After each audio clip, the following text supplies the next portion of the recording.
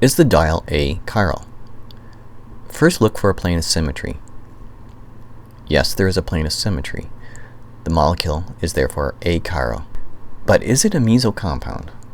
One way to figure this out is to try to determine the R-S configuration of a carbon. If you can label the carbon R or S, then you have a chiral carbon. First, consider the top carbon. The hydrogen is in the back, so we can quickly determine its configuration. The oxygen is the highest priority. Then we have two carbons. The lower carbon is bonded to an oxygen, carbon, and a hydrogen. The top carbon is bonded to a carbon and two hydrogens. Thus, the lower branch has the second highest priority, followed by the top branch. This carbon has an R configuration. Going through the same process on the next carbon, we find that the carbon has an S configuration. This molecule has two chiral carbons, but because of a plane of symmetry in the molecule itself is achiral.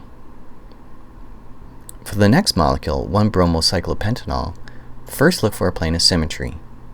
There is a plane of symmetry through the bromine and the hydroxyl atoms, and splits the ring in half. The molecule is achiral. Is it meso? No, it is not meso, because it does not have a chiral carbon.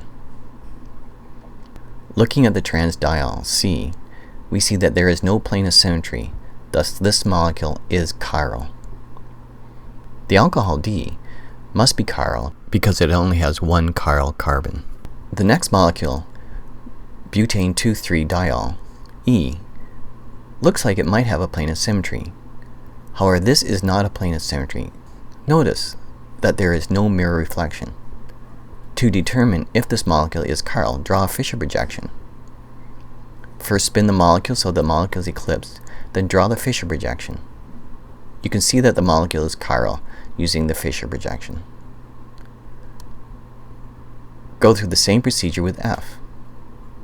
We can see that this molecule does have a plane of symmetry, and since it has two chiral carbons, this is a meso compound.